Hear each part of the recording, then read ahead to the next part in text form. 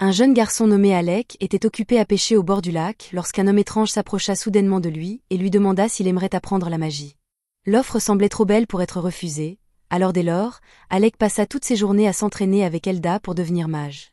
Un jour, Elda enseignait à Alec comment utiliser la magie du feu au cas où il aurait besoin de protéger quelqu'un, et c'était un peu plus compliqué que ce à quoi Alec était habitué, mais il finit par comprendre. Il était un peu déçu d'avoir mis une journée entière à maîtriser la magie du feu, mais Elda lui rappela que la plupart des gens devaient étudier pendant un mois entier pour accomplir ce qu'il venait de faire en une seule journée, et qu'il pouvait donc être fier de lui. Alec voulait en apprendre davantage, alors il demanda à Elda de continuer à lui enseigner, mais celui-ci répondit qu'ils en avaient fait assez pour aujourd'hui et suggéra plutôt qu'ils aillent pêcher jusqu'à ce qu'il soit l'heure pour Alec de rentrer chez lui. Alec finit par accepter de faire une pause, mais il n'en est pas ravi, car il veut apprendre la magie le plus rapidement possible. Elda rit et dit à Alec qu'il a un talent incroyable pour la magie, et que même si Elda n'avait pas commencé à l'entraîner, il est sûr qu'Alec serait devenu un mage exceptionnel tout seul. Si tel est le cas, Alec demande alors pourquoi Elda s'est donné la peine de lui enseigner la magie, et Elda a ses raisons, mais avant qu'il n'ait pu expliquer quoi que ce soit, un poisson a mordu à l'hameçon et a commencé à tirer sur la ligne, alors lui et Alec ont immédiatement abandonné la conversation et ont essayé de le remonter de toute leur force. Le lendemain, l'entraînement d'Alec se poursuit, et cette fois, Elda lui a apporté un livre de magie à lire. Mais pour Alec, c'est plus déroutant que lorsqu'ils ont commencé à ajouter des lettres aux mathématiques, et il lui faut donc un certain temps pour comprendre. Au cours des mois suivants, Elda prend le temps de lui expliquer toutes les formules magiques, et petit à petit, il finit par les comprendre. Cependant, au printemps de l'année suivante, alors que le moment était venu de commencer leur séance d'entraînement habituelle, Elda arrive avec une mauvaise nouvelle. Il dit qu'il doit bientôt quitter la capitale et qu'il ne pourra donc plus former Alec, mais avant de partir, il veut donner un conseil amical à son élève. Avec son talent, Alec pourrait facilement devenir magicien de la cour s'il le souhaitait, mais Elda lui dit que si quelqu'un lui proposait ce poste, il devrait le refuser immédiatement, car cela ne vaut pas la peine. Il se retourna alors pour partir, mais avant qu'il ne s'en aille, Alec avait une dernière question à lui poser. Pourquoi Elda avait-il choisi de lui enseigner la magie? Elda expliqua qu'il l'avait fait parce que la mère d'Alec lui avait rendu un immense service de son vivant, et qu'il voulait lui rendre l'appareil en s'occupant de son fils.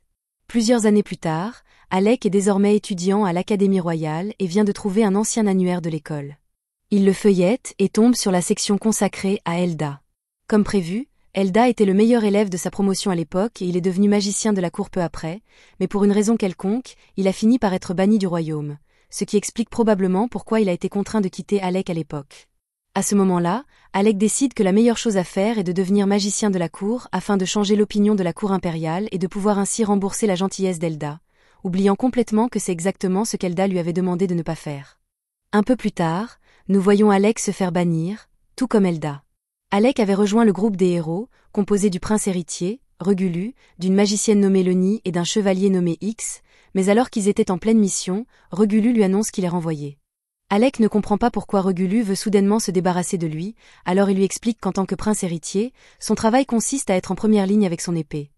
Leni est censé repousser les ennemis avec sa magie, et X bloque les attaques ennemies pour le groupe, mais tout ce qu'Alec fait, c'est rester à l'arrière et lancer des sorts de soutien comme la défense ou l'amélioration. Alec tente de faire valoir qu'il a une raison importante pour agir ainsi, mais Regulu l'interrompt et lui dit que quelqu'un qui ne sait utiliser que la magie de soutien est trop pathétique pour faire partie du groupe de héros. Gardez à l'esprit qu'Alec n'a jamais voulu rejoindre ce groupe stupide, mais après être devenu magicien de la cour, le prince lui a ordonné de le faire et il ne pouvait pas refuser un ordre royal. Leni et X se joignent à eux et commencent à traiter Alec d'inutile, mais c'est le prince qui est vraiment inutile ici. Il a littéralement instauré une règle interdisant aux roturiers comme Alec de porter des armes, simplement parce qu'il ne veut pas que quelqu'un d'autre lui vole la vedette. Alec tente de lui expliquer qu'il pense qu'il est important que tous les membres du groupe soient armés et préparés en cas d'urgence, mais le prince n'a pas eu une seule pensée intelligente depuis des années, il ne tolère donc pas un libre penseur comme Alec. Il lui dit qu'il n'a plus besoin de lui et qu'il ferait mieux de rentrer chez lui. Alec se retrouve alors à remettre en question ses choix de vie, car il n'avait pas signé pour se faire insulter par un homme-enfant ingrat. Jusqu'à présent, Alec avait déployé des efforts incroyables pour compenser la stupidité de Regulu, sans quoi celui-ci serait mort depuis longtemps. Mais même après avoir été renvoyé, il voulait toujours aider autant que possible, alors il rédigea quelques schémas d'attaque de monstres et des stratégies à l'intention de Regulu pour sa prochaine incursion dans le donjon. Cependant, alors qu'il se rendait au château pour remettre la lettre, il a soudainement été arrêté à la porte par les gardes. Ils l'ont informé qu'il avait été déchu de son titre de mage de la cour et qu'il n'avait donc plus le droit d'entrer dans le château. C'est alors que Leni arrive, et elle est là uniquement pour se moquer de la situation malheureuse d'Alec, car elle l'a toujours détesté. Il a été couvert d'éloges lorsqu'il a obtenu son diplôme de l'Académie de magie et établi un nouveau record dans le donjon, et elle est jalouse de lui depuis le premier jour. Après s'être moquée de lui, elle se retourne pour partir, mais Alec la supplie de bien vouloir au moins remettre cette lettre au roi pour lui. C'est le roi Fergus qui lui a ordonné de rejoindre le groupe de Regulu, donc pour le bien de Regulu, il est important que le roi lise cette lettre. Cependant, Lenny se moque éperdument de la stupide lettre d'Alec, alors elle la déchire en morceaux devant lui et ordonne aux gardes de le mettre dehors. Cela fait 4 ans qu'Alec a obtenu son diplôme et est devenu magicien de la cour, et il a fait de son mieux pour régler les problèmes de la cour impériale, mais au final, il n'a rien pu changer. À ce moment-là, Alec entend une voix familière l'appeler par son nom. Il se retourne et aperçoit Yora, une vieille amie, qui se tient là. Elle court vers lui pour le serrer dans ses bras lorsqu'elle réalise que c'est bien lui, puis il s'assoit près du canal pour discuter. Alec lui explique tout ce qui lui est arrivé depuis leur dernière rencontre, et elle s'écrie qu'elle ne supporte pas le royaume de Galdana, car les nobles ne cessent de discriminer les roturiers. Alec est d'accord avec elle, mais il lui demande de se calmer, car cela pourrait causer des problèmes si quelqu'un venait à entendre ses propos. Elle lui répond que ce n'est pas grave, car il n'y a personne d'autre dans les environs pour l'entendre. Concernant la situation actuelle d'Alec, elle se sent mal pour tout ce qu'il a dû endurer, mais elle est en réalité contente qu'il ait été expulsé du groupe du prince, car cela signifie que rien ne l'empêche désormais de rejoindre un nouveau groupe. Sur cette note, Yora demande à Alec s'il serait prêt à venir explorer des donjons avec son groupe. Alec lui demande si elle est vraiment d'accord pour recruter quelqu'un comme lui, mais elle sait mieux que quiconque qu'Alec est une bête en matière de magie, et qu'il n'y a donc personne d'autre aussi qualifié que lui. Entendre quelqu'un reconnaître enfin sa force fait monter les larmes aux yeux d'Alec, qui se lève et dit à Yora qu'il serait ravi de rejoindre son groupe. Le lendemain matin, les deux amis se mettent en route pour la ville de Fizizel, et Alec repense à ce qu'Elda lui a dit au sujet d'éviter la cour impériale et à quel point les choses auraient été plus faciles pour lui s'il avait simplement suivi son conseil, mais il ne peut plus rien changer au cours des événements. Pendant ce temps, dans la capitale, Regulu vient d'apprendre qu'Alec a quitté la ville et le traite de piètre mage. Il n'avait forcé Alec à rejoindre son groupe que parce que tout le monde le considérait comme un prodige de la magie, mais il détestait avoir un roturier dans son équipe, il est donc ravi de s'être débarrassé de lui. Lenny ajoute qu'ils peuvent désormais trouver un remplaçant issu d'une lignée noble et que, sans un imbécile incompétent comme Alec pour les ralentir, Regulu deviendra célèbre pour avoir terminé un donjon plus rapidement que quiconque. Quelques jours plus tard, Alec et Yora arrivent dans la ville de Fizizel, et elle commence à lui raconter à quel point cet endroit est merveilleux, car il ne fait aucune discrimination envers les roturiers et constitue le point de départ idéal pour un groupe d'aventuriers. Cela dit, Yora se souvient qu'ils doivent encore inscrire Alec comme aventurier, alors elle l'emmène à la guilde pour qu'il puisse commencer. Malheureusement, lorsqu'ils entrent, la réceptionniste informe Alec qu'il ne remplit pas les conditions requises.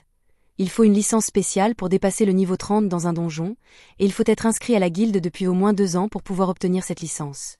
Alec ne pourra donc pas l'obtenir avant un certain temps. Yora demande s'ils peuvent faire une exception pour lui, mais la réceptionniste répond qu'elle ne peut pas changer les règles.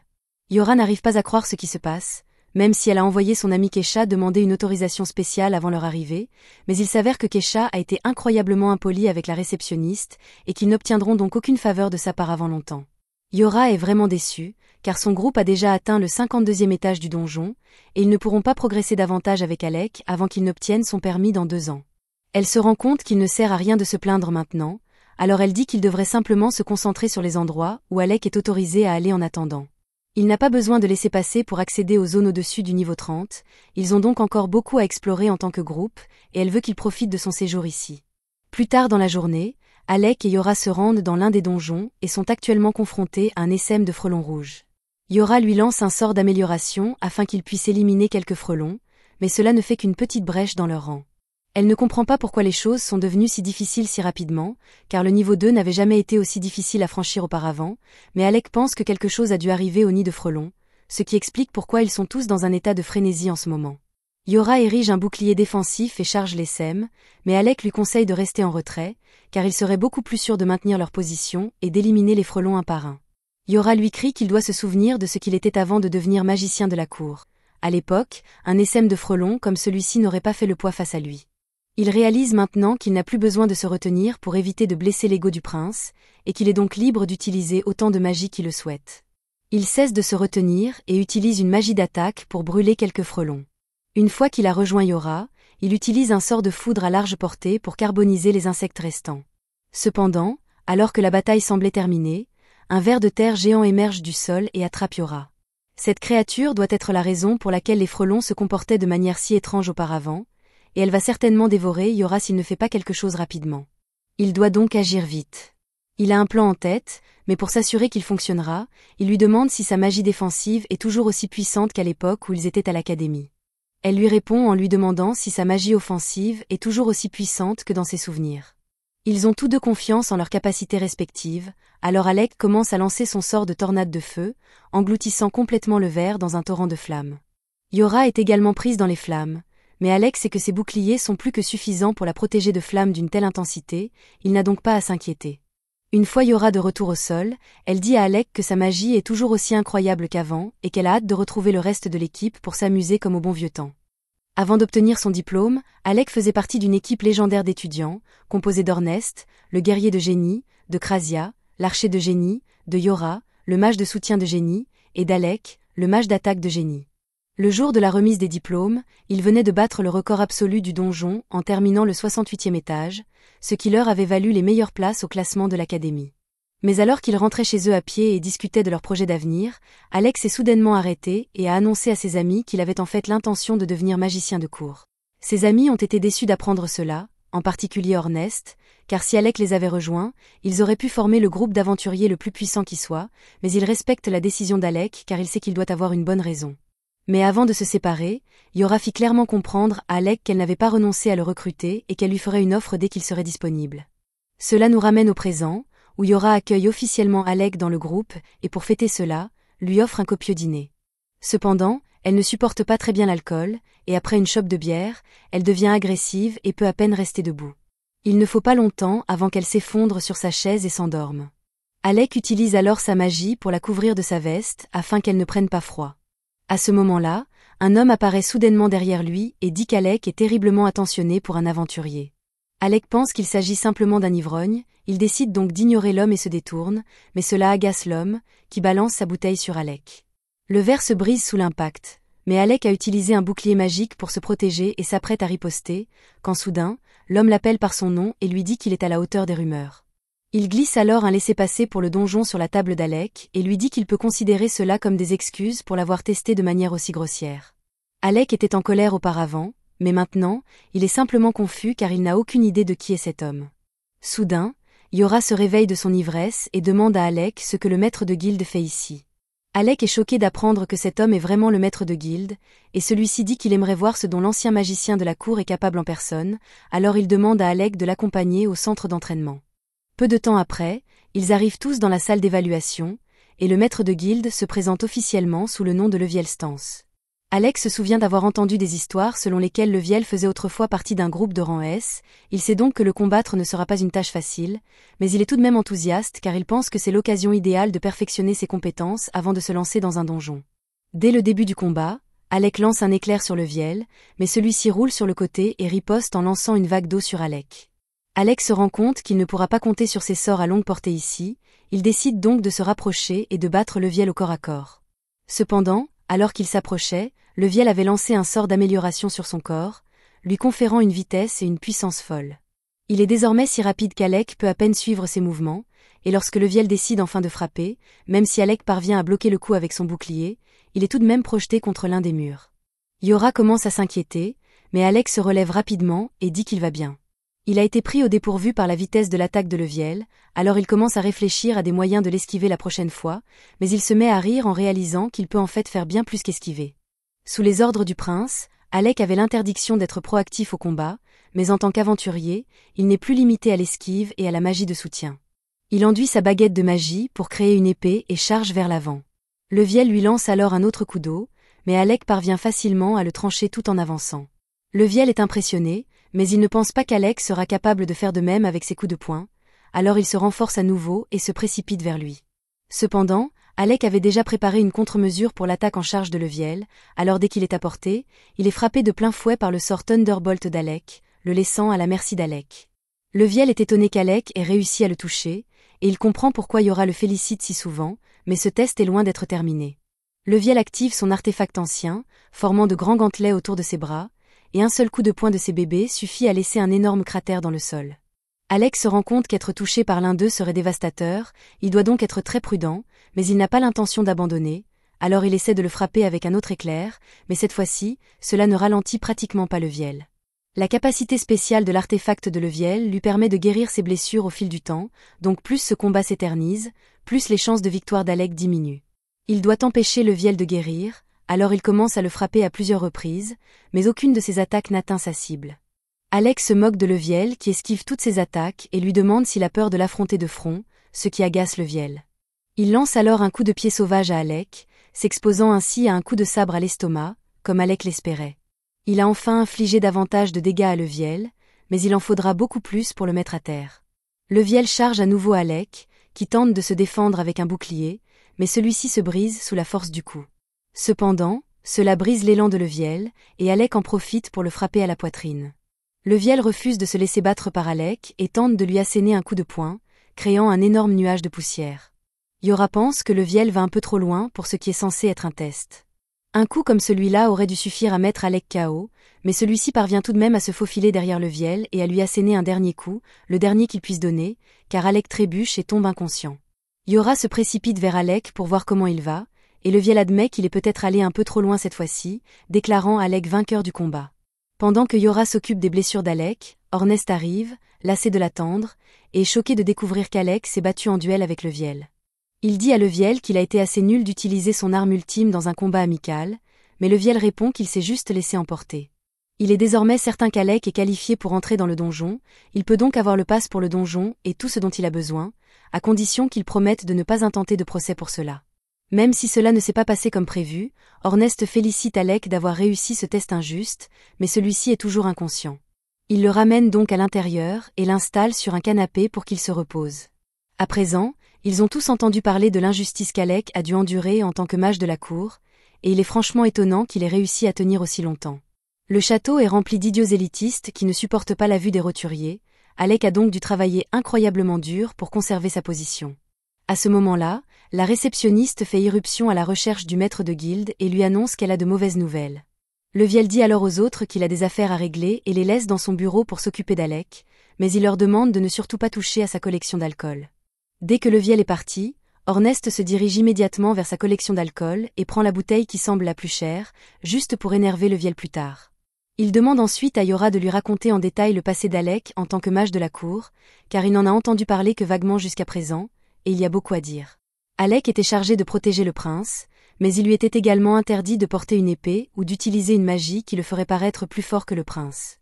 En plus de cela, il était également obligé de porter leurs bagages et de gérer les affaires du groupe, et pire encore, après avoir forcé Alec à n'utiliser que de la magie de soutien, le prince le traitait d'inutile parce qu'il n'utilisait que de la magie de soutien. Ornest est un peu perplexe à propos de cette dernière partie, car il pensait que la spécialité d'Alec était la magie d'attaque. Yora lui explique alors qu'Alec s'est donné beaucoup de mal pour apprendre la magie de soutien afin d'apaiser le prince, même s'il n'était pas doué pour cela. Après avoir appris tout ce que le prince a fait subir à Alec, Ornest est fou de rage, et dès qu'Alec se réveille, il suggère de suspendre l'assaut du donjon et de se rendre au royaume pour tabasser ce maudit prince qui a fait souffrir Alec. Alec dit à Ornest de se calmer car, même s'il est bouleversé par la façon dont il a été traité, il n'est pas assez en colère pour aller mutiler le prince.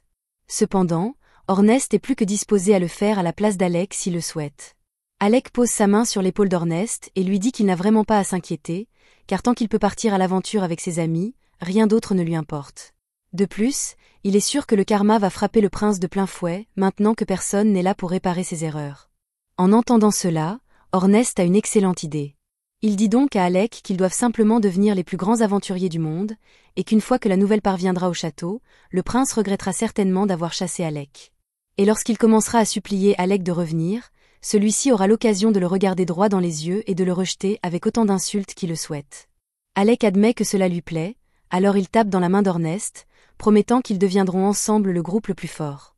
Pendant ce temps, dans l'autre pièce, une membre d'un groupe de rang S se fait panser tandis qu'elle raconte au maître de la guilde tout ce qui s'est passé pendant sa mission.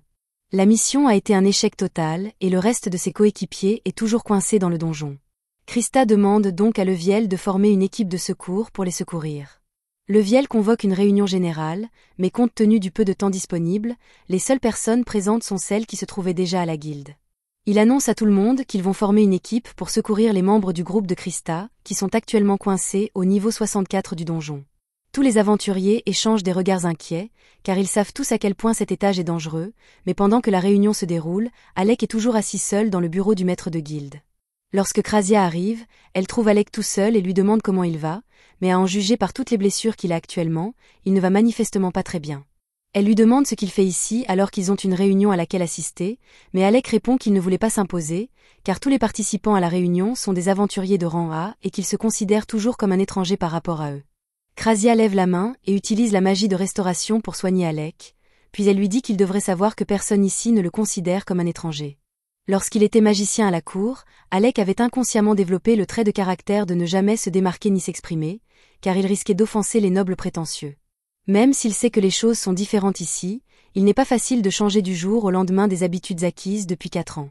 Krasia voit bien qu'Alec traverse une période difficile, alors elle lui tapote la tête et lui dit qu'elle est toujours là s'il a besoin d'aide, ce qui le réconforte beaucoup. Quelques instants plus tard, Ornest et Yora reviennent, et Ornest annonce à Alec qu'ils viennent de trouver l'excuse parfaite pour se rendre dans le donjon. Il explique les détails à Alec et lui dit que l'endroit où ils se rendent s'appelle le Tank Killer. Ce surnom lui a été donné parce qu'à l'intérieur, toutes les formes de magie de guérison sont complètement inutiles, et que l'on ne peut compter que sur des potions pour se soigner. Alec est surpris que Krasia accepte cette mission, car la magie de guérison est l'une de ses spécialités, mais en réalité, elle déteste l'idée d'y aller. Elle a simplement été forcée d'accepter parce qu'Ornest a insisté, en disant que ce serait une bonne mission pour débuter pour l'équipe. Alec craint un peu de ne pas être assez fort pour être utile, mais Yora lui dit qu'il est le pilier de l'opération. Toute leur opération reposera sur la magie d'Alec, il ne pourrait donc littéralement pas la mener à bien sans lui. L'objectif est d'atteindre le groupe bloqué, au 64e étage. S'ils devaient descendre par la voie normale, ils n'y arriveraient jamais à temps, mais heureusement, ils ont ceci. Le maître de guilde leur a donné un noyau de donjon, un objet qui permet d'éviter les combats contre les boss jusqu'à l'étage où il a été trouvé. C'est celui que Krista a rapporté avec elle, il devrait donc pouvoir l'utiliser pour se frayer un chemin jusqu'au 64e étage assez facilement, mais ils doivent tout de même rester prudents. Le boss du niveau 64 serait un monstre mort-vivant, ils compteront donc sur la magie d'attaque d'Alec pour le vaincre. À cette fin, ils demandent tous à Alec de conserver son énergie autant que possible jusqu'à ce qu'ils affrontent le boss mort-vivant, mais ils demandent s'il est vraiment acceptable qu'il reste en retrait pendant la majeure partie du combat. Ornest lui répond que c'est la meilleure solution, car ils ne peuvent pas risquer qu'Alec soit à court d'énergie pendant le combat décisif. Le groupe se téléporte au 64e étage, et dès leur arrivée, ils sont confrontés à un groupe de squelettes. Ornest se précipite alors en avant et commence à les éliminer avec sa lance. Yora demande à Ornest de l'attendre, car elle doit rester à proximité pour lui lancer un sort de défense, mais vu la tournure que prennent les événements, il n'en aura probablement pas besoin. Alec et Krasia traversent lentement le donjon, et il mentionne à quel point il a été surpris d'apprendre qu'Ornest possède un artefact similaire à celui de Levio. Krasia explique qu'il s'agit simplement d'une lance enchantée pour être tranchante et incassable, mais que c'est tout ce dont quelqu'un comme Ornest a vraiment besoin. Comme Ornest s'occupe de tout seul, Alec commence à s'ennuyer et lui demande s'il a besoin d'aide, mais Ornest refuse et répond qu'il doit s'occuper seul de tous les faudés. Alec et Krasia continuent d'avancer, mais soudain, Alec sent que quelque chose tente de s'approcher furtivement de lui. Il se retourne instinctivement et lance un éclair dans cette direction. Les autres s'arrêtent et demandent à Alec ce qui ne va pas. Il leur explique qu'il a senti quelque chose derrière lui à l'instant. Ornest fait confiance à son jugement et demande à Alec s'il peut déterminer de quoi il s'agit et où cela se trouve. Alec ne voit rien, mais ses sens lui disent que c'est juste devant lui, alors il crée un monosaure et frappe. Son épée touche le corps de la créature, révélant qu'il s'agit d'une faucheuse, et Ornest applaudit au paix, car il semble que ses sens soient toujours aussi affûtés. La façon dont Ornest s'est exprimé laisse penser à Alec qu'il devait être au courant de la présence de la faucheuse, mais pour défendre Orna, même s'il savait qu'il y avait des monstres invisibles à ce niveau, il ne savait pas comment les combattre, alors il a pensé que ce serait une bonne idée de laisser Alec trouver la solution par lui-même afin de renforcer un peu sa confiance. La reconnaissance et la confiance sont deux choses qu'Alec n'a jamais reçues lorsqu'il travaillait comme mage de la cour, il est donc heureux de savoir que ses coéquipiers ont autant confiance en lui, mais, alors qu'il élimine la faucheuse, il crie que cela ne justifie pas pour autant ce qu'Ornest a fait. Krasia et Yora étaient également au courant de l'existence des ennemis invisibles et n'en ont pas parlé à Alec. Ils s'excusent, mais comme c'était l'idée d'Ornest au départ, Krasia dit à Alec de diriger sa colère vers lui. Alec dit à Ornest qu'ils auront une longue discussion à ce sujet une fois rentrés, mais qu'ils doivent d'abord terminer leur mission. Le groupe s'enfonce donc plus profondément dans le donjon. Plus loin, il tombe sur une horde de squelettes encore plus grande que la précédente, et Ornest est tout excité, car cela promet d'être un défi intéressant. Yora lui rappelle qu'ils sont là pour une mission de sauvetage et qu'il n'y a donc pas lieu d'en faire trop, mais Ornest n'aime rien de plus qu'un bon combat. Il demande à tout le monde de reculer pour qu'il puisse s'en occuper seul, mais Alec refuse de le laisser partir seul. alors il se joint au combat tandis que Yora leur lance un sort d'amélioration. Cependant, alors qu'ils parviennent tous deux à éliminer facilement les squelettes auxquels ils font face, ils oublient que Yora est nulle en combat et la laissent complètement sans défense. Heureusement, Krasia est là pour la sauver, mais Alec ne veut pas prendre un autre risque comme celui-là, alors il demande à tout le monde de se mettre derrière lui pour qu'il puisse en finir. Ils font tout ce qu'il dit, et Alec commence à lancer un sort de foudre à large portée. Maintenant que la voie est libre, ils peuvent continuer à progresser dans le donjon, mais avant de partir, Ornest a une question à poser à Alec. Bien sûr, tout s'est bien passé jusqu'à présent, mais il commence à se demander pourquoi Alec utilise autant le sort de foudre. Quand ils étaient à l'école ensemble, Alec utilisait toutes sortes de sorts sympas pour se battre, alors il veut savoir ce qui a provoqué ce changement. Alec repense à toutes les fois où le prince s'est précipité imprudemment dans le donjon sans réfléchir, le laissant nettoyer ses dégâts, et à un moment donné, Alec a dû se rabattre sur l'utilisation de la foudre, car c'était le sort le plus rapide à activer.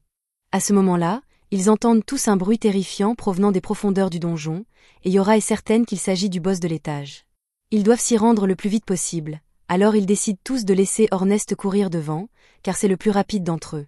Yora lance un sort d'accélération sur tout le monde, et Ornest part en courant, suivi par les autres. Alec ne se lasse pas d'être impressionné par la vitesse d'Ornest, surtout quand Yora lui donne un coup de pouce magique. Au bout d'un moment, ils finissent par rattraper Ornest, mais à leur grande surprise, celui-ci est assis au bord d'une falaise et observe quelque chose en contrebas. Alec regarde en bas et voit un homme poursuivi par les 4 boss, qui supplie Ornest de le sauver, mais Ornest ne semble pas particulièrement intéressé à l'aider. Alec demande ce qui se passe, et Ornest explique que cet homme est vraiment ennuyeux. Il s'appelle Loki et c'est le mage de soutien du groupe qu'ils sont venus sauver, mais alors que la plupart des membres de Rekrma sont des gens bien, Loki a une personnalité exécrable, donc personne ne l'aime. Loki crie sur Ornest et lui dit que s'il meurt ici, il hantera ses rêves pour le reste de sa vie, mais Ornest semble s'en moquer. Tout à coup, Loki trébuche et tombe par terre, alors Alec dit qu'il devrait l'aider car le monstre est sur le point de le dévorer. Cependant, les autres lui disent que Loki n'est en réalité pas en danger, car c'est simplement sa façon habituelle de se battre. À ce moment-là, le monstre marche sur un cercle magique incrusté dans le sol, et Loki affiche un large sourire. L'instant d'après, une colonne de feu jaillit de l'abdomen du monstre, et Alec comprend que Loki a dû piéger le monstre. Les autres le confirment, et même s'ils n'aiment pas ce type, ils ne peuvent nier qu'il est un brillant stratège sur le champ de bataille. Le monstre continue de marcher sur les pièges de Loki, et celui-ci se met à rire de sa naïveté, mais il finit par être à court de pièges avant que le monstre ne meure, se retrouvant ainsi complètement sans défense, et le monstre est sur le point de l'exploser en 1000 morceaux. Cependant, juste avant que Loki ne soit touché, Alec et les autres interviennent enfin pour lui sauver la mise, et Ornest le traîne en lieu sûr pendant que les autres retiennent le monstre. Le monstre tente de frapper Alec, alors Yora crée un bouclier pour le protéger. Immédiatement après, le monstre se retourne et se dirige droit vers Ornest et Loki. Il s'en prend spécifiquement à Loki, car il veut se venger de tous les pièges que celui-ci a tendus, et Ornest ne pourra pas le distancer sur ce terrain. Il fait donc demi-tour et court sous le monstre avant de lancer Loki vers Krasia afin qu'elle s'occupe de lui à sa place. Yora demande à Krasia d'emmener Loki en hauteur pour qu'il soit en sécurité. Pendant ce temps, Ornest, qui n'a plus les mains occupées, est libre de se battre à pleine puissance. Il demande à Yora de lui donner tout le soutien magique dont elle est capable, alors elle se donne à fond et lance tous les sorts d'amélioration qu'elle connaît. Ornest charge directement le monstre et, après avoir esquivé sa première attaque, il saute en l'air et le poignarde juste sous l'œil. Malheureusement, cela ne suffit pas à l'étourdir, et Ornest est projeté au sol. Yora court vers lui pour voir s'il va bien, et juste au moment où le monstre s'apprête à piétiner Ornest, elle dresse un bouclier pour le protéger.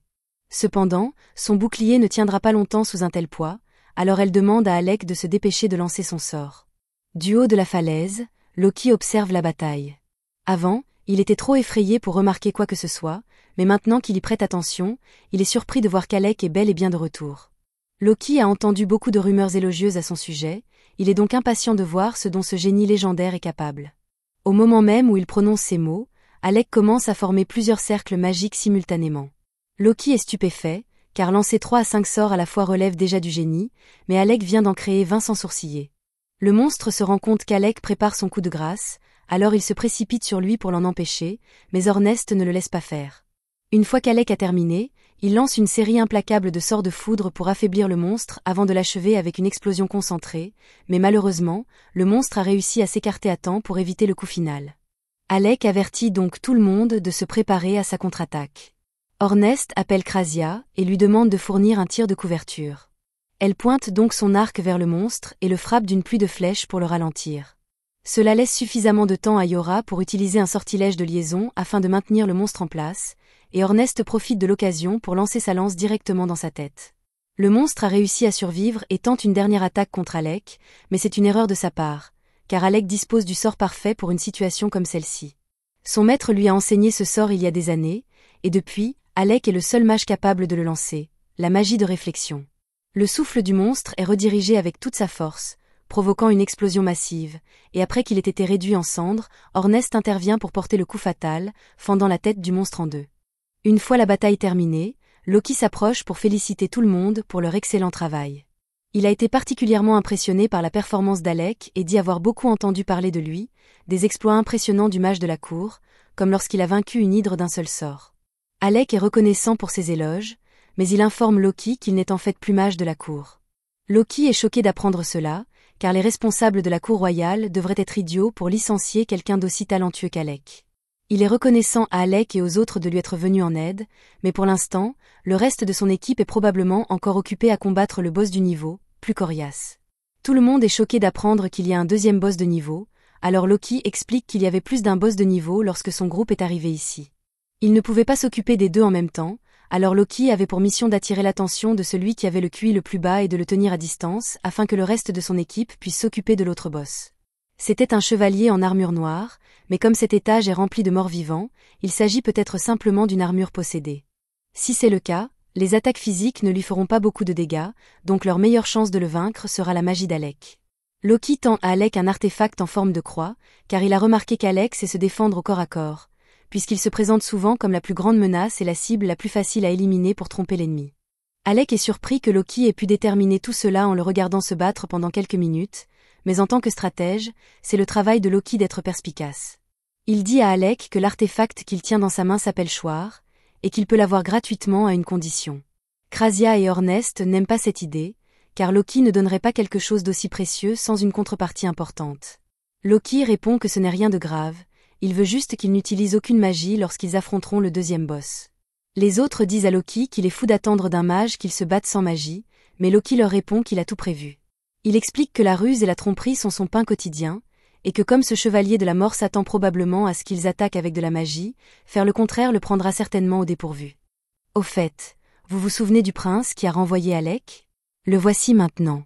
Lui et les autres sont actuellement poursuivis dans un donjon par deux monstres chenilles, et le prince ne comprend pas comment cela a pu arriver, car il n'a jamais eu de problème avec ce genre de monstres auparavant.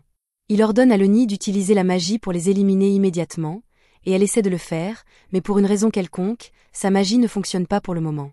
Le prince la traite d'inutile et décide qu'il va devoir éliminer les monstres lui-même, mais lorsqu'il se retourne et tente d'en frapper un, sa lame rebondit, et c'est à ce moment-là qu'il se rend compte qu'il est peut-être lessivé. Leni et le chevalier relèvent le prince après qu'il ait été mis à terre et se mettent à courir vers la sortie. Pendant tout ce temps, le prince essaie de comprendre ce qui a bien pu se passer. Ses coups étaient autrefois beaucoup plus puissants, et maintenant qu'il y pense, il se rend compte que sa perte de force s'est produite juste au moment où il a expulsé Alec de l'équipe. Cependant, au lieu d'accepter le fait qu'Alec contribuait réellement à l'équipe, le prince en arrive à la conclusion qu'Alec a dû lui jeter un sort pour se venger. Après s'être échappé du donjon, le prince va voir l'un des magiciens royaux, Vaughan Forneux, pour vérifier s'il a été victime d'un sortilège. Après un bref scan magique, Vaughan lui dit qu'il n'y a pas de sortilège. Le prince n'arrive pas à y croire, car il n'aurait jamais pu franchir le 30e étage si Alec ne l'avait pas maudit, mais Vaughan sait qu'il y a un champ anti-magie au 30e étage, il explique donc au prince qu'il s'est probablement senti plus faible parce que sa magie de soutien ne fonctionnait pas. Le prince ricane et dit que toute magie de soutien est inutile et que seuls des lâches comme Alec s'en servent.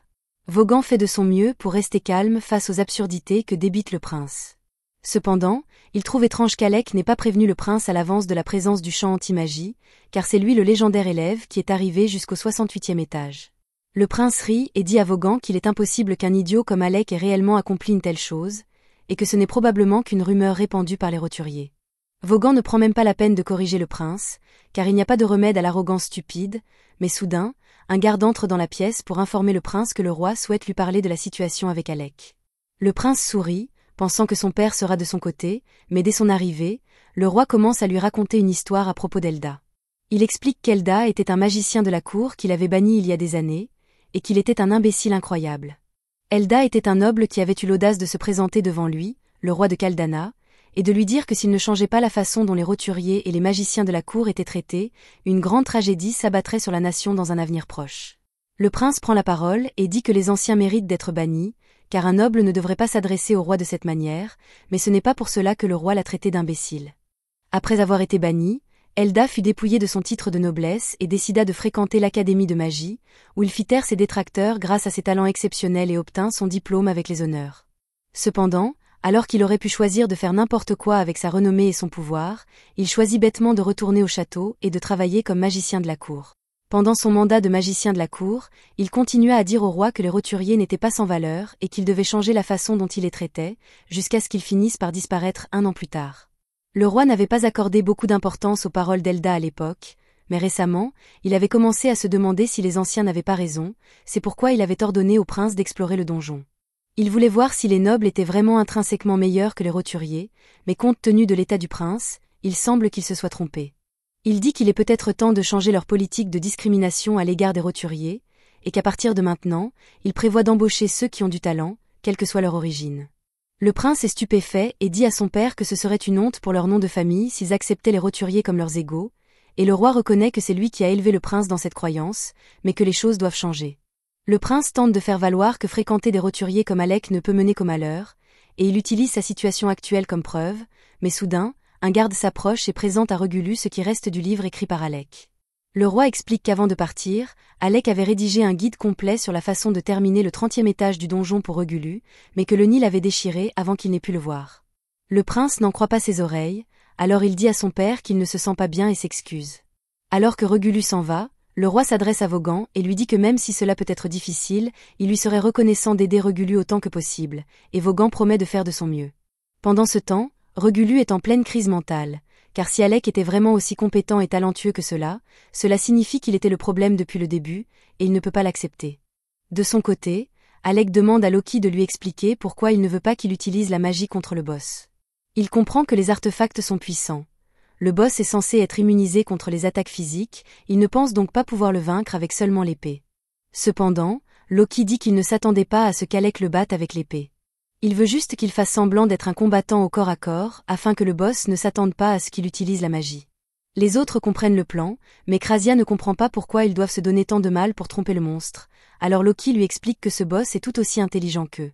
Alec a du mal à le croire, et Loki comprend son scepticisme, mais tout ce qu'il demande à Alec, c'est de s'en tenir à l'utilisation de son épée, au moins jusqu'à ce que Loki lui donne le signal. Il accepte de suivre le plan de Loki, et sur cette note, Loki dit à Krasia qu'il a besoin de son aide pour quelque chose.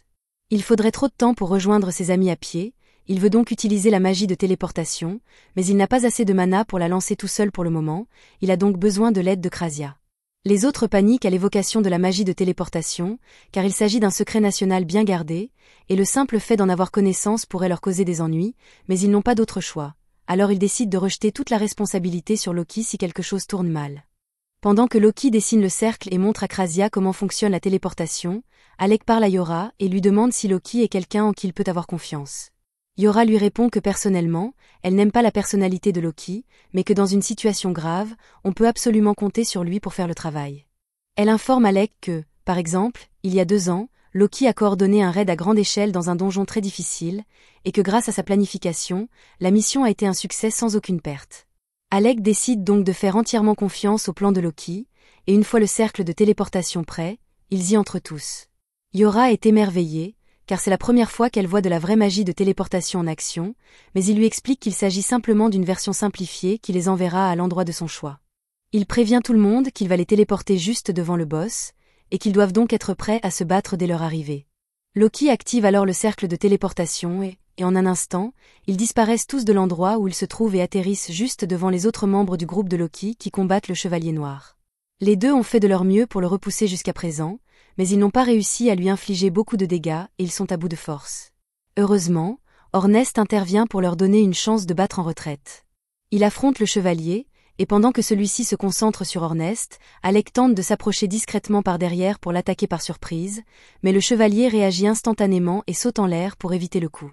Il charge alors les 2 hommes, et pendant ce temps, Loki et Krasia viennent aider Riwell et Marbel à se mettre en sécurité. L'armure du chevalier est incroyablement résistante, et à première vue, il semble qu'il n'y ait personne à l'intérieur, mais cela n'a aucune importance pour Orneste. Il court vers le chevalier pour l'attaquer, et celui-ci tente de sauter par-dessus lui, mais Orneste avait déjà prévu cela, alors il cloue sa cape au sol, donnant à Alec l'occasion parfaite de trancher la tête du chevalier. Alors que le casque métallique s'écrase au sol, Alec se demande si cela a vraiment suffi pour vaincre le monstre, mais les choses ne sont jamais aussi simples dans ce genre de situation. Le chevalier recommence soudainement à bouger, des dizaines de tentacules effrayants jaillissant de son cou. Il est clair qu'il s'agit d'un cavalier sans tête mort-vivant, et que le monstre qu'ils ont tué plus tôt devait être sa monture. Alec est désorienté et réfléchit un instant, et lorsqu'il reprend ses esprits, il aperçoit le Dulahan dans les airs au-dessus de lui, prêt à frapper. Il lève son épée pour se défendre, mais il parvient à peine à bloquer son attaque. Il est beaucoup plus fort et plus rapide qu'auparavant, et Alec comprend qu'il devait se retenir auparavant, ce qui signifie que le combat va devenir plus difficile à partir de maintenant, mais heureusement, il n'aura pas à y faire face seul. Pendant qu'Alec affrontait le chevalier, Yora lançait des sorts de renforcement sur Orneste, et une fois prêt, il se jeta en avant et frappa le chevalier de toutes ses forces, donnant à Alec une chance de le repousser. Alec n'en revient pas de la résistance de l'armure de cette créature. Si son épée n'était pas un artefact, elle aurait depuis longtemps volé en éclats sous la force des coups du chevalier. Sans compter que, comme le chevalier est un mort-vivant, peu importe le nombre de coups qu'il reçoit, il se régénère toujours et se relève. À ce propos, le chevalier parvient à ramasser sa tête et à la rattacher à son corps avant de pousser un cri perçant qui désoriente tout le monde. Il cible ensuite Alec et lui assène un coup de pied aussi fort que possible, le projetant en arrière à une vitesse fulgurante, mais heureusement, avant qu'il ne heurte le mur, Yora parvient à utiliser une barrière pour amortir le choc. Elle court vers lui pour vérifier qu'il va bien, et il lui répond qu'il va bien. Il ne s'attendait simplement pas à ce que le chevalier soit aussi doué en arts martiaux. Si Yora ne l'avait pas sauvé avec cette barrière, il y a de fortes chances qu'il soit mort à l'instant, alors il demande à Loki combien de temps il doit encore continuer à se battre avec l'épée. Loki est encore en train de se préparer, il dit donc à Alec qu'il va devoir tenir encore 5 minutes. C'est facile à dire, mais il a failli mourir à cause de cette chose à l'instant, et il ne lui reste plus que 3 potions. Orneste tient à peine le coup en ce moment, il crie donc à Alec de revenir dans la partie, et les deux font de leur mieux pour occuper le chevalier pendant les prochaines minutes. Finalement, les 5 minutes de préparation de Loki sont écoulées, alors il active un cercle magique géant et se met à rire. Voyant cela, le chevalier panique et charge directement Loki, lui tailladant la poitrine, mais c'est exactement ce que Loki voulait. On découvre alors que tout cela n'était qu'une illusion et que le cercle magique géant n'était qu'un stratagème pour attirer le chevalier dans un piège.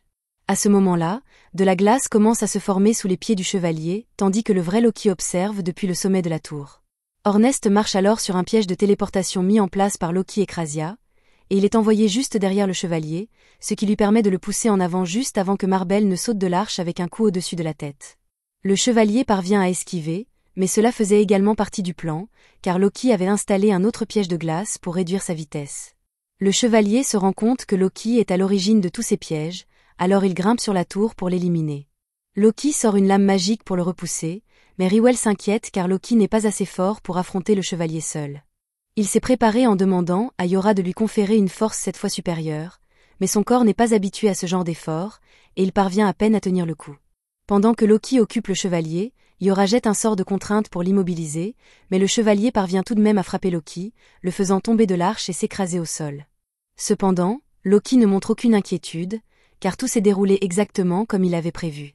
Alors qu'il tombe, il dit à Alec que le décor est planté et qu'il est temps pour lui de terminer le travail. Alec commence à lancer une multitude de cercles magiques tout autour du chevalier, et Loki est impressionné car c'est encore plus que ce qu'il a utilisé contre l'autre boss. Cependant, après tous les combats qu'Alec a déjà menés, son corps commence à céder sous le stress nécessaire pour maintenir une magie aussi complexe. Il fait de son mieux pour rester fort et se remet sur pied afin de pouvoir lancer le sort d'accélération Thunderbolt, mais bien que celui-ci inflige beaucoup de dégâts, le chevalier est toujours capable de bouger et commence à se libérer de la magie contraignante que Yora a utilisée sur lui. Elle fait de son mieux pour le garder sous contrôle, mais à ce rythme, le chevalier va s'échapper d'une minute à l'autre, alors elle dit à Alec de se dépêcher et d'en finir. Cependant, c'est beaucoup plus facile à dire qu'à faire, car le corps d'Alec est sur le point de lâcher. C'est la 2e fois aujourd'hui qu'il doit utiliser un sort aussi puissant, et la perte soudaine de mana aurait laissé n'importe qui d'autre dans un état critique. Alec ne fait pas exception, mais il a beaucoup à défendre pour l'instant, alors malgré la douleur, il persévère et termine le processus de lancement de l'un de ses sorts ultimes. Un dragon de foudre se forme, et dès qu'Alec le libère, il vole droit vers le chevalier, le vaporisant au contact et mettant fin au combat. Maintenant qu'il n'y a plus de danger, Alec s'effondre sur le sol, épuisé, et se dit en plaisantant qu'avoir des coéquipiers fiables fait une énorme différence quand on est confronté au danger. Yora s'approche et lui dit que c'est plutôt eux qui ont compté sur lui tout ce temps, car il n'aurait pas pu vaincre cette créature sans lui, et Ornest est simplement heureux qu'Alec ait retrouvé sa puissance habituelle. D'un autre côté, il rappelle à Alec le pari qu'ils ont fait plus tôt, et Alec se souvient qu'avant le début du combat, Ornest avait dit que la première personne à s'évanouir devrait relever un défi. Et Alec s'est techniquement évanoui il y a un instant, il est donc pris au piège. Cependant, comme le combat était terminé, Ornest décide d'être indulgent et dit à Alec qu'à partir de maintenant, il n'aura plus le droit de leur cacher quoi que ce soit si quelque chose le tracasse. Que ce soit Ornest, Yora ou Krasia, il veut qu'Alec parle à au moins l'un d'entre eux lorsqu'il a un problème afin qu'il puisse l'aider. Riwell vient remercier Alec et les autres pour leur aide. Marbel veut également le remercier, mais elle est beaucoup plus directe et lui donne un baiser sur la joue, au grand désarroi de Yora. Marbel demande à Alec s'il aimerait parfois partir à l'assaut de donjons avec elle, mais Yora intervient et affirme qu'Alec est le magicien de leur groupe, donc elle ne peut pas l'avoir. Le groupe Rechroma doit beaucoup à Alec, alors en tant que chef, Riwell propose de lui écrire une recommandation. Alec est un peu perplexe à propos de cette recommandation, alors tout le monde lui explique que pour être promu au rang S, il faut avoir une recommandation d'un groupe de rang S et l'approbation du maître de guilde. Cela ne devrait pas être difficile d'obtenir l'accord du maître de guilde, alors Riwell dit à Alec qu'il peut lui laisser le soin de s'en occuper. Après cela, Alec récupère la pierre magique du chevalier, et avec cela, la mission de sauvetage de Rechroma est officiellement un succès sans faille. De retour à la guilde, la réceptionniste félicite Alec pour le succès de la mission, et lui dit qu'il est devenu un sujet brûlant au sein de la guilde ces derniers temps. Elle lui demande s'il a pu se reposer pour récupérer après son combat acharné, et Alec répond qu'il est en pleine forme. Elle lui remet alors sa récompense, et il s'apprête à partir. Cependant, Leviel l'arrête avant qu'il ne puisse partir, et lui annonce qu'il a un visiteur venu du royaume de Galdana. Alec est surpris d'apprendre cela, car il n'a plus aucun lien avec le royaume, mais il décide d'aller rencontrer ce visiteur, et trouve Vaughan qui l'attend. De toutes les personnes avec lesquelles Alec a dû traiter au château, Vaughan était en fait un type sympa, alors il s'incline et lui dit qu'il est ravi de le revoir. Cependant, avant toute civilité, Vaughan demande à Alec s'il essayait de faire tuer le prince Regulu, sans l'avertir qu'il était trop faible pour affronter les donjons tout seul.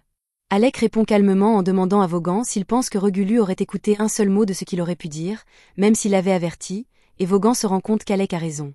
Il déteste néanmoins le fait d'avoir été coincé avec ce boulot minable après le licenciement d'Alec, car cela lui fait perdre un temps précieux.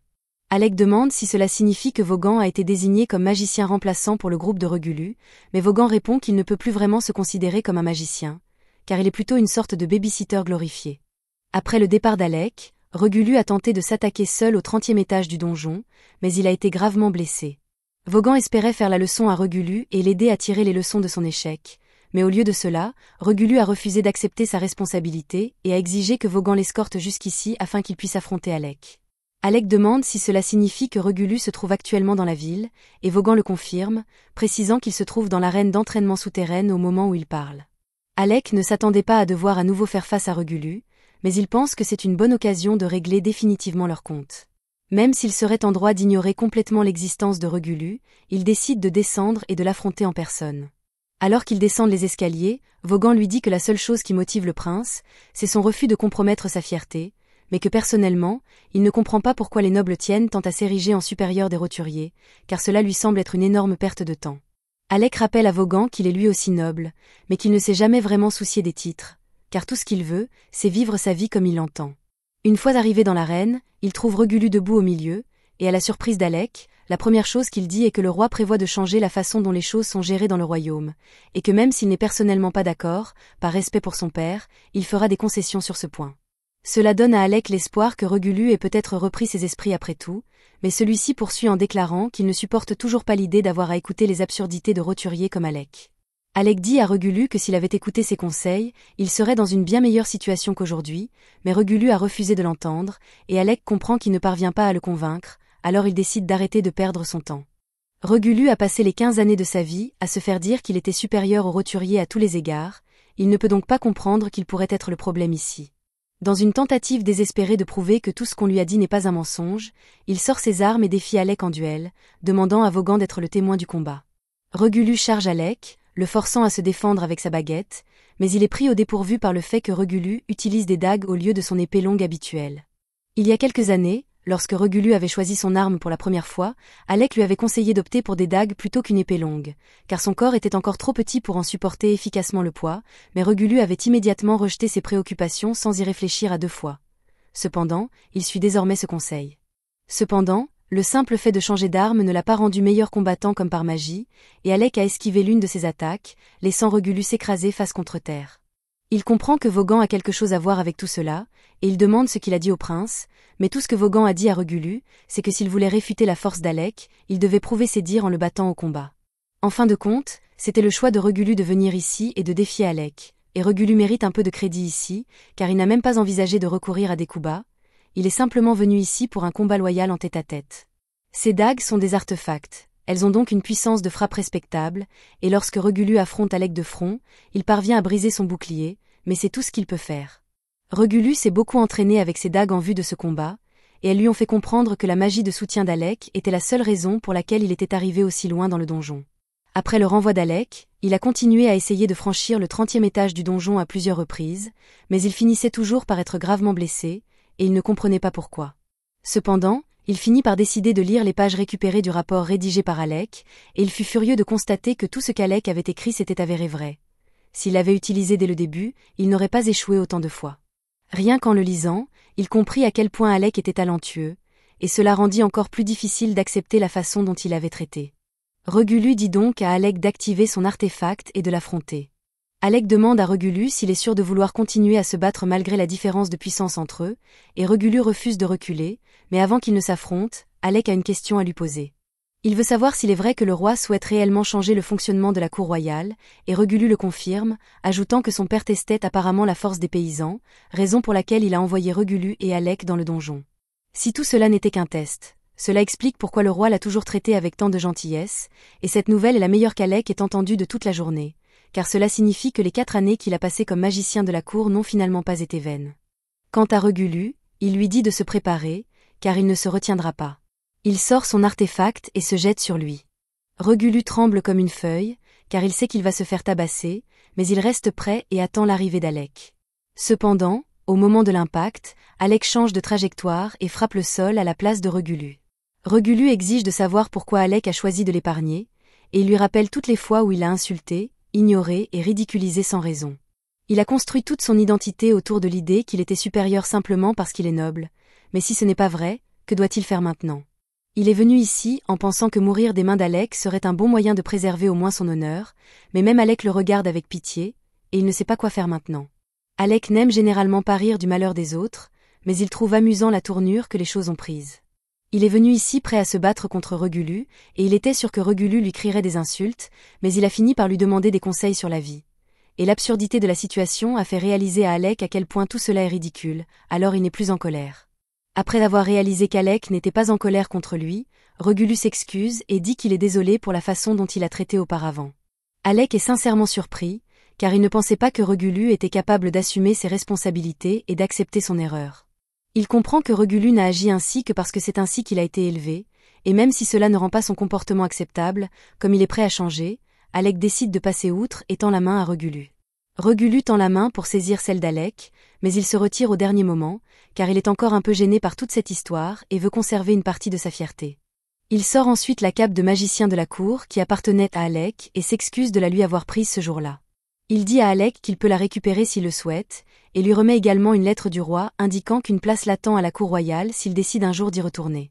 Alec demande si le roi essaie de lui ordonner de revenir, mais Vaughan lui répond qu'il s'agit explicitement d'une demande et qu'il est libre de refuser s'il le souhaite. Dans ce cas, Alec dit qu'il n'a pas besoin de la cape ni de la lettre, car il est parfaitement heureux avec son groupe et n'a aucune intention de le quitter à nouveau. Regulu accepte la décision d'Alec, mais il souhaite tout de même qu'il garde la cape, car elle lui appartient de droit. Il dit ensuite à Vaughan qu'il est temps pour eux de partir, car il n'a plus rien à dire à Alec, mais alors qu'il s'éloigne, un léger sourire se dessine sur son visage, et il semble qu'Alec et Regulu aient tous deux tiré une certaine conclusion de cette rencontre. Le lendemain matin, Alec retrouve ses amis et leur demande s'ils ont du temps libre aujourd'hui. Yora, Krasia et Ornest répondent tous qu'ils sont libres, alors il lui demande ce qu'il a en tête. Alec leur dit qu'il aimerait qu'ils lui fassent visiter Vissel, car il n'est toujours pas habitué à cet endroit. Mais alors qu'il serait normalement ravi de l'aider, Ornest et Krasia y voient une occasion en or de laisser Yora seule avec Alec. Ils inventent donc tous deux de faux prétextes pour se défiler et disent à Alec qu'il devra se contenter de Yora. Alec ne remarque rien d'étrange dans le fait que les autres se désistent soudainement, et Yora en rit, mais elle sait que ces deux-là viennent de lui offrir une occasion en or. Cependant, elle la gâche presque immédiatement en demandant à Alec s'il souhaite reporter le rendez-vous, mais il répond que cela lui convient très bien d'être juste tous les deux. Yora est ravie d'entendre cela, alors elle se lève et lui promet de lui montrer tout ce qu'il y a à voir à Vissel. Plus tard dans la journée, Alec et Yora se promènent en ville, et elle lui explique que Vissel est une ville aventureuse où l'on vend régulièrement des armes, des armures et toutes sortes d'autres articles. Mais elle lui recommande également d'être prudent dans ses achats, car les marchands peu scrupuleux essaient souvent de vous arnaquer en vous vendant des babioles sans valeur. C'est un bon conseil, mais Yora le donne alors qu'elle vient littéralement de se faire avoir par un marchand, et Alec n'est pas sûr qu'elle comprenne vraiment à quoi ressemble un marchand peu scrupuleux. Le marchand essaie littéralement de lui vendre une drogue qui est censée permettre de se battre pendant plusieurs jours sans repos, et Yora est complètement tombée dans le panneau. Mais un simple coup d'œil à son aura menaçante suffit à Alec pour comprendre que cette pilule est mauvaise, alors il attrape la main de Yora et lui dit de le suivre. Il pense qu'il vaudrait mieux laisser Ornest et Krasia faire les courses à leur place, car Yora a tendance à se laisser distraire. Et bien qu'elle ne nie pas se faire avoir de temps en temps, la dernière fois qu'elle a demandé à Ornest et Krasia de faire les courses, Ornest est revenu déguisé en Zorro et Krasia a acheté un ours en peluche géant, donc on ne peut pas non plus faire confiance à ces deux-là pour faire les courses. Dans ce cas, Alec propose de s'occuper des achats du groupe à partir de maintenant, et Yora lui répond que cela lui serait d'une grande aide. Après avoir marché un peu plus loin, Alec aperçoit un café et suggère à Yora de faire une pause. Ils entrent tous les deux pour prendre un thé.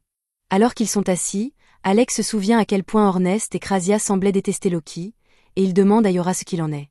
Yora lui répond que c'est une longue histoire et lui explique qu'il y a 2 ans, ils ont croisé un groupe de rangs à qui rencontrait des difficultés dans un certain donjon, et qu'ils se sont arrêtés pour les aider.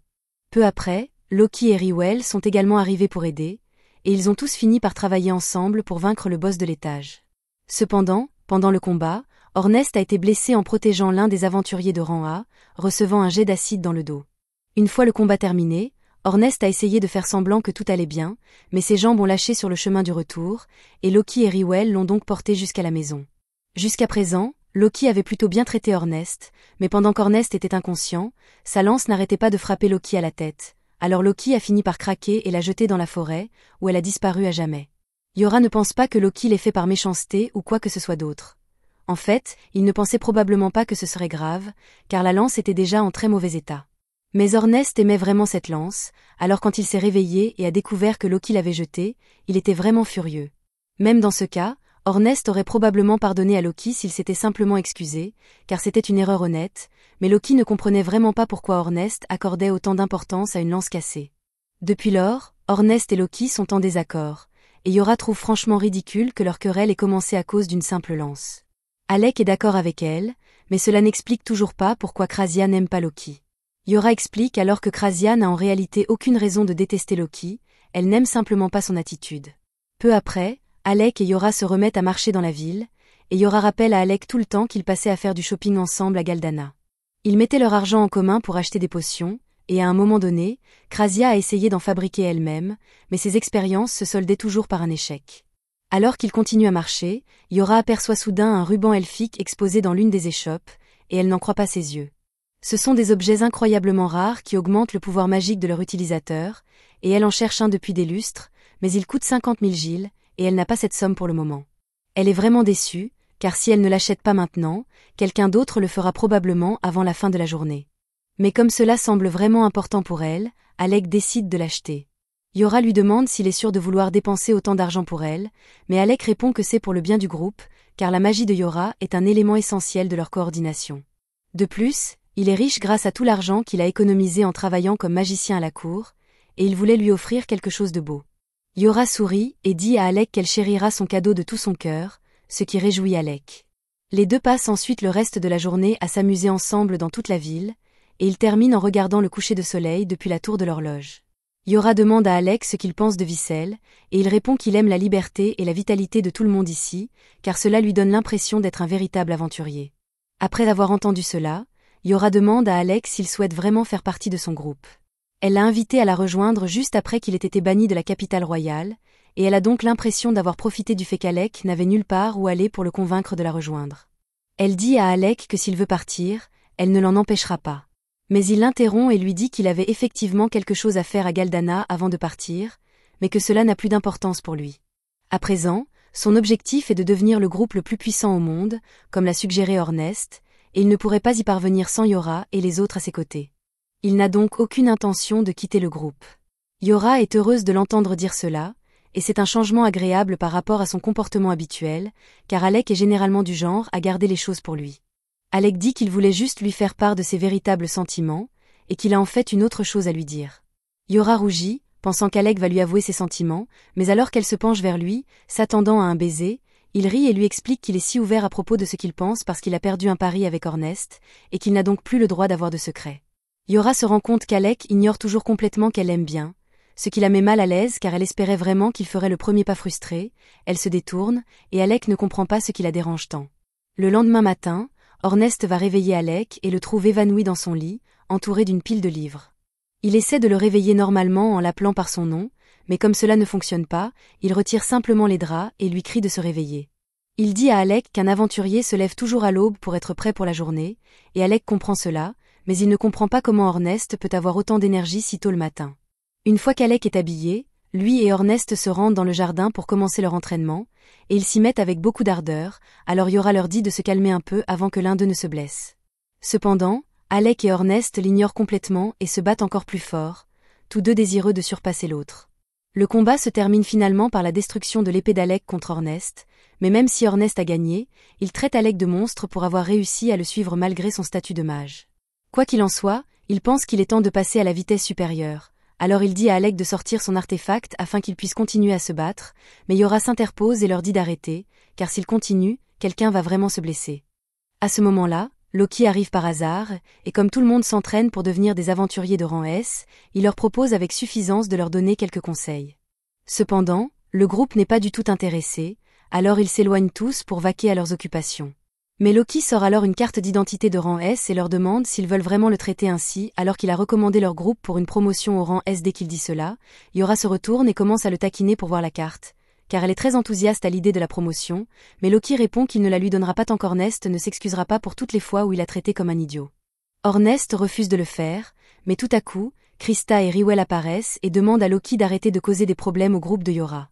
Ils expliquent qu'ils ont déjà recommandé la promotion au rang S pour une durée indéterminée, et que le maître de la guilde l'a approuvé, donc ils sont juste là pour déposer leur nouvelle carte d'identité de rang S. Tout le monde est très heureux de cette promotion, mais Krista s'approche d'Alec et lui dit qu'elle pense que cela ne suffit pas pour le remercier de tout ce qu'il a fait pour son groupe. Elle lui dit donc que s'il a un jour des ennuis, il ne doit pas hésiter à l'appeler à l'aide. Alec apprécie cette offre et lui répond qu'il s'en souviendra. Pour fêter le fait que l'Asting Period soit désormais classé S, Loki suggère qu'ils aillent tous déjeuner. Ils se rendent donc à la taverne et dégustent un copieux repas composé du menu haut de gamme proposé par Loki. Alec a encore du mal à croire qu'il fait vraiment partie d'un groupe classé S, mais Ornest remarque son expression et lui dit qu'il ferait mieux de ne pas penser qu'il n'a pas sa place ici. Il lui dit que ce n'est que le début de leur légende, et que s'il se laisse envahir par des doutes stupides, Ornest va lui mettre une raclée. Alec dit qu'il comprend, alors Yora propose de porter un toast pour célébrer leur promotion au rang S, et il commande un tonneau de l'alcool le plus cher de la taverne, aux grandes dames du portefeuille de Loki. Tard dans la nuit, tout le monde a bien bu, et ils se préparent à rentrer chez eux, mais Yora s'est évanouie après avoir abusé de l'alcool. Krasia explique que Yora était simplement de très bonne humeur, en partie à cause de la promotion au rang S du groupe, mais aussi parce qu'Alec a refusé l'invitation du roi à retourner à Galdana afin de pouvoir rester ici avec eux. À ce moment-là, Misha arrive en courant à la recherche de Krasia et lui explique que la guilde a besoin d'un guérisseur supplémentaire et qu'ils auraient vraiment besoin de son aide. Krasia accepte d'aider et se rend à l'infirmerie de la guilde pour commencer à soigner les gens. Elle est surprise par le nombre de blessés et demande à Misha s'il y a eu récemment un raid raté dans un donjon. Cependant, Misha lui répond que ces blessures n'ont pas été causées par des monstres, mais par des humains. Krasia est choquée, car c'est la première fois qu'elle en entend parler, mais apparemment, un groupe de criminels s'en prend depuis peu aux aventuriers et se fait appeler la Guilde de l'Ombre. À ce moment-là, le maître de la guilde vient demander l'aide de Krasia, car il a un autre aventurier blessé à soigner. La jeune fille est en très mauvais état, mais l'infirmerie étant pleine, le Viel a dû l'amener dans sa chambre. Elle s'appelle Olivia, et elle était seule lorsqu'elle a été attaquée par la Guilde de l'Ombre. Son état est critique, mais tant que Krasia est là pour la soigner, le Viel est sûr qu'elle s'en sortira. Krasia commence à examiner toutes les blessures d'Olivia, mais alors qu'elle s'apprête à la soigner, Olivia se réveille et attrape la main de Krasia. Elle exige de savoir où elle se trouve, alors Krasia lui explique qu'elle a été amenée à la guilde pour y être soignée après avoir été attaquée par la guilde de l'ombre. Krasia demande alors à Olivia si elle se souvient d'informations utiles concernant la guilde de l'ombre, et à ce moment-là, Olivia se met en colère car elle se souvient comment elle a été trahie. Elle jure de se venger de ce qu'il lui a fait, et demande donc à Krasia de la soigner le plus rapidement possible afin qu'elle puisse sortir et se battre, mais Krasia refuse catégoriquement car si Olivia sort et commence à se battre juste après avoir été soignée, cela ne fera qu'aggraver son état. Elle s'énerve et commence à essayer de convaincre Krasia de la soigner en utilisant la force, mais comme Krasia l'avait prévenu, bouger autant dans son état actuel la fait s'évanouir. Alors Krasia recommence le processus de guérison. Olivia fait partie du groupe Nameless et elle est l'une des meilleures épéistes de Vissel, mais cela soulève la question suivante. Qui serait assez fort pour lui infliger de tels dommages? Le lendemain matin, Krasia a fini de soigner Olivia, et elle est tellement fatiguée qu'elle s'endort au chevet du lit. Pendant ce temps, ailleurs dans la ville, Alec était à la bibliothèque en train de lire des ouvrages sur le donjon arcanique lorsqu'il est soudainement abordé par un garçon nommé Léorg. Il dit qu'il est membre du groupe S-Rank Nameless et demande à Alec s'il serait prêt à se joindre à lui pour un raid dans le labyrinthe. C'était la fin de l'épisode 6.